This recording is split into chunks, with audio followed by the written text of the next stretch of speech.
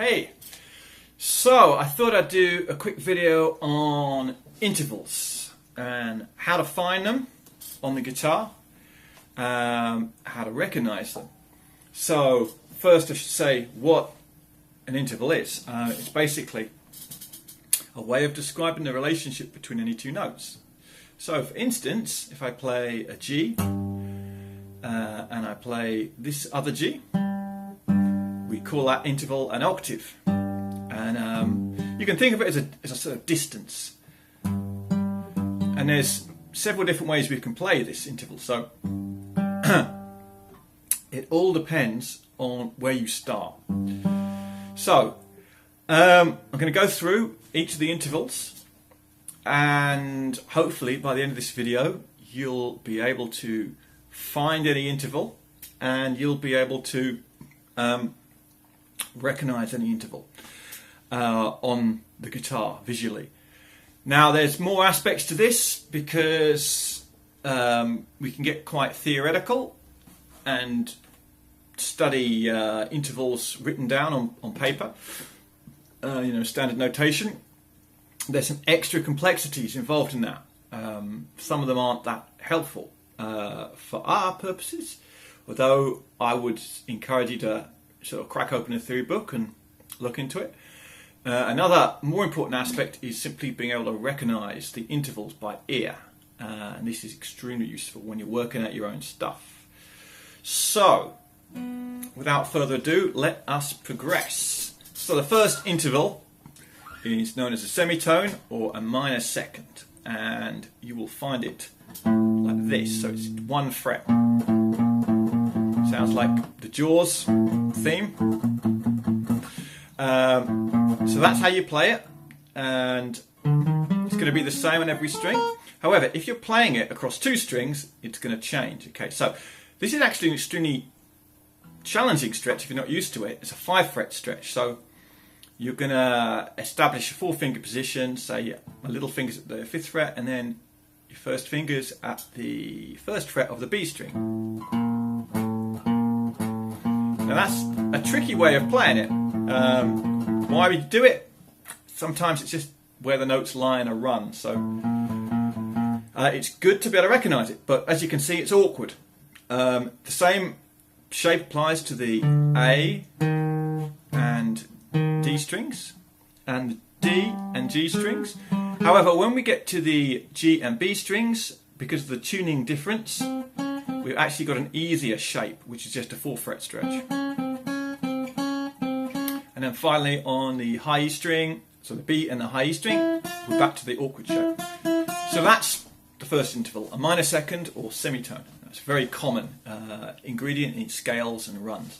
Next one is the major second. Okay, major second, also known as a tone.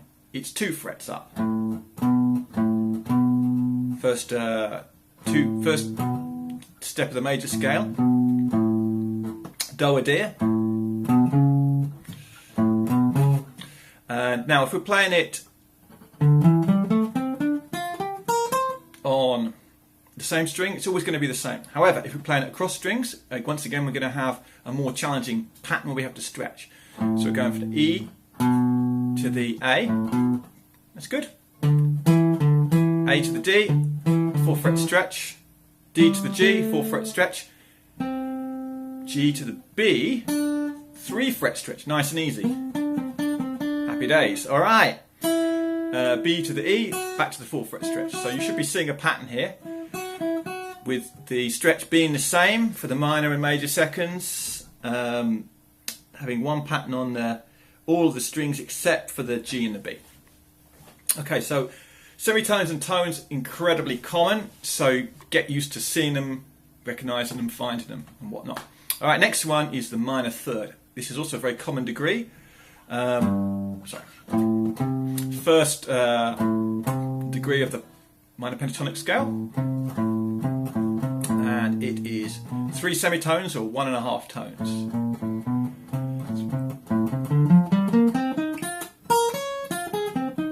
Always the same when it's on a single string. If you're playing it across 2 strings, it's going to look like this. Very common shape, very useful. And once again, always the same until you get to the G and the B strings, because the G and the B strings are tuned a different interval, a major third, which is, well, I'll get to that in a minute. All the other strings are tuned perfect fourth. So any patterns incorporating the G and the B string are always going to be different. And then back to the B and the E string. Back, minor third. Nice. So you see a lot of these in your minor pentatonic patterns.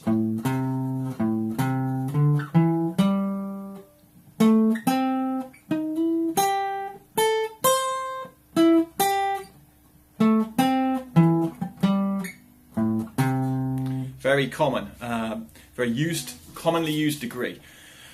All right, next up, major third, 2 tones, 4 semitones. Looks like this. I always think of the Blue Danube. Okay, so that's what it looks like. Now this one is more challenging to play on a single string because it needs a 5-fret stretch. Okay, when you're playing it on 2 strings, easy peasy, 2-fret stretch. When you get to the G and the B string, it's at the same fret, which makes life incredibly easy. Just a quick point, sometimes you're going to be playing these intervals with different fingers, so you could just as easily use ring finger, pinky and ring finger.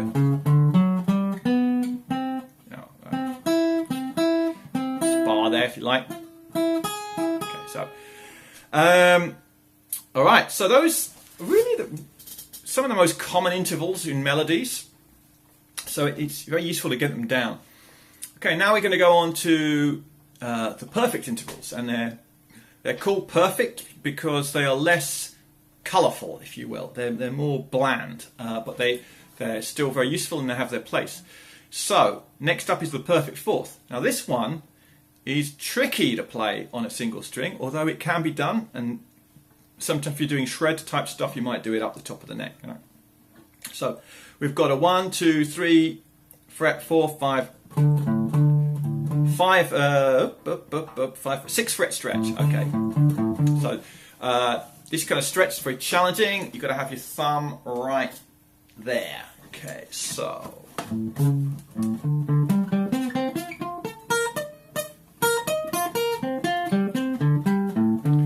I mean,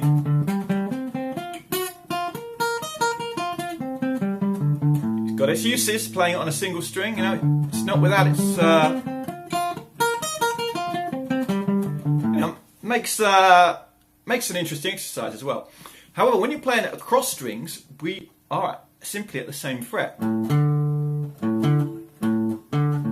this gives different challenges, because what's going to typically happen is people will bar it and you've got 2 notes ringing at the same time, which you may or may not want.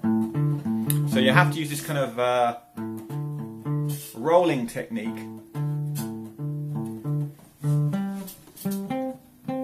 To separate out the notes. When you get to the G and the B, we've got a shape like that. And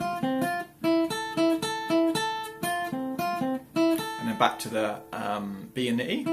Alright, so kind of weird sound, open I would say. So a quick point here is that when you've got intervals across strings, you can play them as harmonic intervals. That is sort of chords of 2 notes, if you will. And this is the sound of fourths, which is always fun. Like Hong Kong Phooey type, kind of faux oriental type sounds. So when you're doing double stops, that's another reason why being familiar with these intervals is highly useful. You can find them. I mean, pretty much we're just harmonising a melody here. So got a melody, and we're just playing another line, an interval below it. In this case, a perfect fourth. All right, next interval is the notorious Diabolo in Musica, the tritone. which, as it sounds, also known as augmented fourth or diminished fifth. The fact it's got two names is a reflection of the intricacies of music theory, that if you go to the music theory book first to study this stuff, you're going to get quite confused, because there are many more intervals, many more names of intervals than there are actual intervals. So this one is a pig to play on a single string. You're very rarely going to do it, so we're just going to go straight to a two-string pattern. Okay, and it's got this kind of 1 fret stretch. When you get to the G and the B, you have to stretch like that, and then you get, once again, back to the original shape. So there's two shapes, or rather one variation on one of the shapes. Now we can also play this one stretching backwards, and once again we've got a bit of a pig. It's a 5 fret stretch, going to be the same. Now this one, this pair is going to be the D and the B string, not so hard, and then back. Same again when you get to the G and the E string. So we've got 4 string pairs, E and D, A and G, got the same shape, and then D and B, and G and E. So 2 shapes with 2 variations each. So that's a very dissonant sounding interval. Dissonant means it's sort of weird, disturbed, but doesn't mean it's not very useful. Okay. Next one is the perfect fifth, which is our 3.5 tones or 7 semitones, and it forms our good old power chord. So much beloved of guitarists around throughout history, or at least electric guitarists, because it sounds very good with distortion, because it is so simple. Perfect intervals seem to be playing, and we just carry on. So E A, the forward stretching pattern, and then when we get to the G and the B, we've got a variant on that forward stretching pattern, and then we're back on the B and E to the original one. We can always also do this stretching backwards. So we have to cross an extra string, and so that's E and A and G, that's the basic pattern. And then when we get to D and B, we've got a 3 fret stretch, and when we get to G and E, once again it's a 3 fret stretch. So you're going to see this in a lot of your chords. See your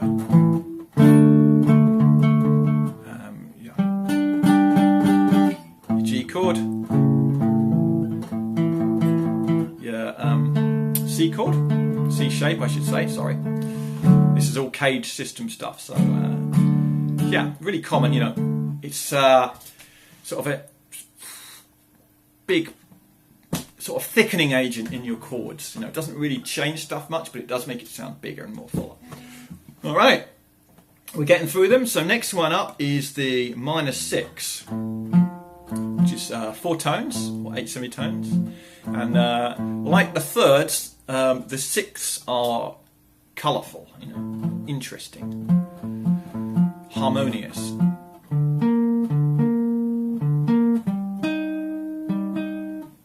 When we get to the G and the B, the forward stretching pattern has to go an extra fret, and then back to the B and the E. It's fine.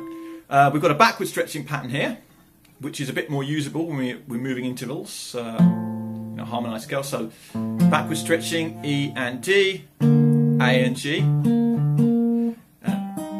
and then this highly compact pattern here, the D and B, and then you've got the G and E. So that's 2 variations on the backward stretching pattern, 2 variations on the forward stretching pattern. So you're going to see this quite a lot. Okay, so these kind of 6 are nice as double stops, but you need the other 6th, the major 6th, to use it. Okay, so there's your major 6 forward stretching pattern. It's a 5 fret stretch. there's the variant. A bit awkward, so rarely used on the G and the B string, and then back to the E, the B and E string. Okay. When we're doing it, the backward stretching pattern, E and D, A and G, D and B, nice easy pattern, sometimes figured like that, and then G and E, again, figured like that. So, very typical kind of usage, like I just showed you.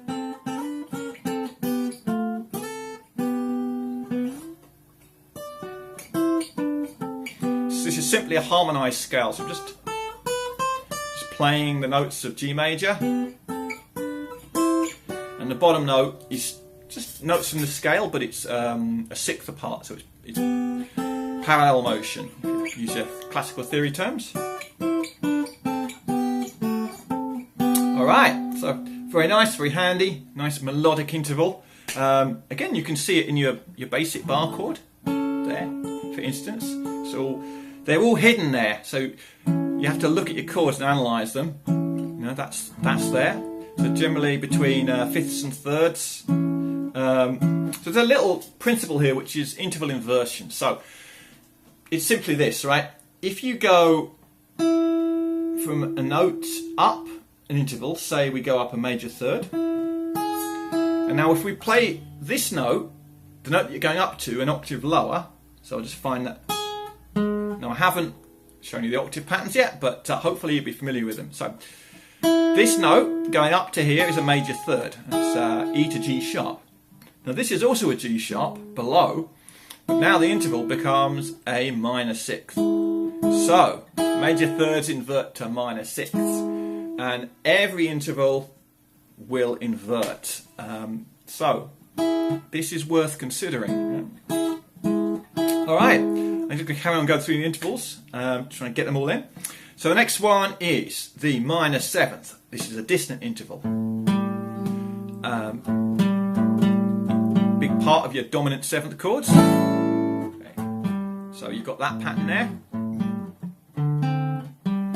Forward stretching pattern, when you get to the D and B, it goes like that. And for the G and the E, like that. So the backward stretching pattern is going to be awkward. That's what it's going to be. I've just realised I don't actually use it, but it's, in theory, it's doable.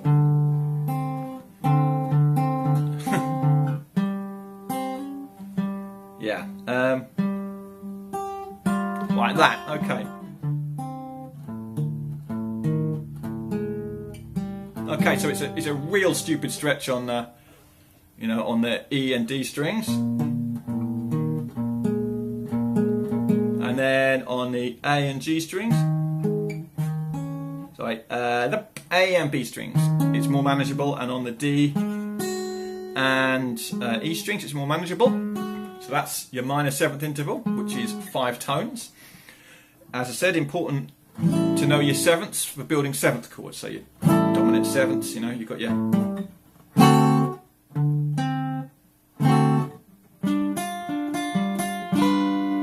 seventh chords.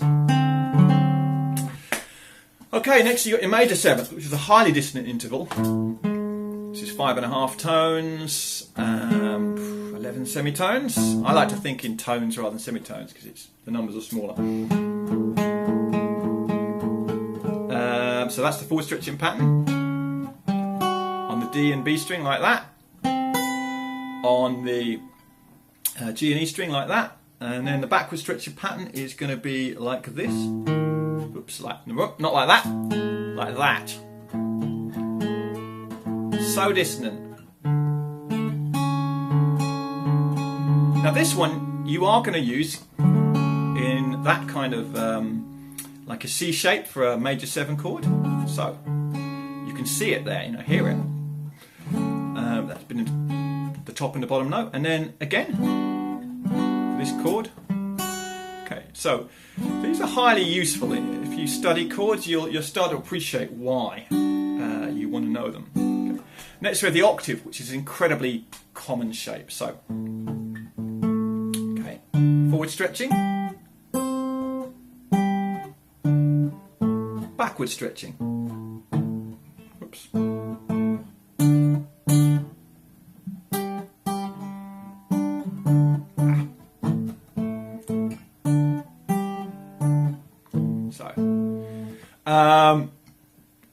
Now we could go further and get into the ninths and the compound intervals, which are simply the same intervals plus 1 octave.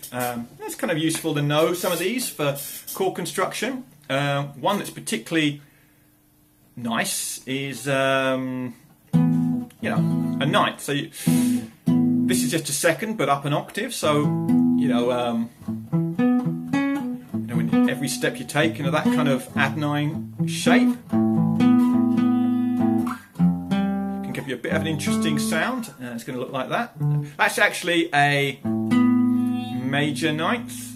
Your minor ninth is like that, and it is just the most dissonant interval ever. Like, oof, oof. No, sorry.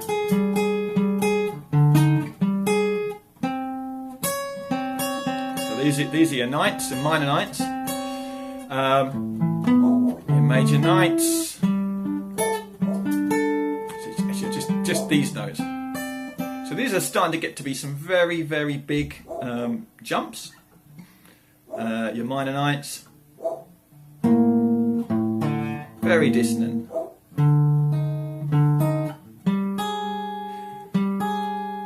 And your major ninths are going to be like this. Now this kind of stuff, it can be useful when you're analysing jazz chords, because they often refer to upper degrees like ninths and so forth. So yeah, check that out. Alright, so that's major and minor ninths, and then I might go up to 11ths here. So tenths are very useful for classical style things. So it's your minor and major third with plus 1 octave. So this is the minor tenth. There's a major tenth. Okay. So it's that harmonised scale deal again. So sorry, minor tenth, minor tenth, minor tenth, minor tenth, minor tenth. Backward stretching. Oh, there, like that. There's only a couple like that. These becomes more of a stretching exercise, but it's, in theory, you should be able to put your fingers on any two notes on the guitar and know where they are, know what interval they are. So this is a major tenth. Very nice. All right, and then this is the major tenth. And again, this is kind of useful for analysing some of your bar chords. What they are, the outer notes, basically. And I'll go up to 11ths. So this is a perfect 11th, which is basically a perfect fourth up an octave. Kind of useful for sus chord type things. Like that. And like that, and we could carry it on, and there be your sharp 11, or augmented 11th, or diminished 12th, and I suppose I should carry on because, if you're doing sharp 5 chords, sorry, flat 5 chords, sharp 11 chords. So that's your augmented 11th, diminished 12th, like that. For instance, now this stuff is still useful because let's say you're playing, that chord, and you recognise that's the sharp 11. So really, you should go up to 2 octaves because that's typical position span of the guitar. Then you've got your perfect 12th. So that is going to be like that. And we're going to have fewer positions here because the intervals are so big. Like that. This is basically perfect fifth up an octave. There's no other position to play it in really, so just like that. Then you've got your minor 13th. Okay, it's going to be like that. Probably going to call this a sharp 5 a lot of the time, so you're going to see it in this chord. You might see it there. So that's your minor 13th, which is a 6th and an octave. You're going to play it like that, also known as a sharp 5, and go with the major 13th, which is there. You're going to often see it in a 13th chord, or it's going to be like that. You'll see it in, say, that shape there. And I think we can leave it there. I mean that one. This is just getting silly because this is, what would it be? I've got to think. Okay, so 2 octaves is a 15th. This would be a 16th. It's a minor 17th. Nobody ever says that. So, you know, there's stuff that's useful and stuff that's not. And so figuring that this is called a minor 17th is probably not so useful. So just a minor 10th plus an octave, I don't know. But, I mean, that's sort of typical, you know. You still get chords like that. So just recognising that this is basically a compound minor third, and that's it. As far as you need to go. You know, you can take this further. One thing we haven't done is doing all the intervals on one string. You know, so if you go up 12 frets, you get an octave, and we can, you know. So I'll start on F, right? Semitone, 2 frets, tone, major second, 3 frets, minor third, 4 frets, major third, 5 frets, perfect fourth, 6 frets, augmented fourth, diminished fifth, 7 frets, perfect fifth, 8th fret, minor sixth, 9 fret, major sixth, 10 frets, minor seventh, 11th frets, major seventh, 12 frets, perfect octave, perfect eighth. Right, an octave is a perfect interval too.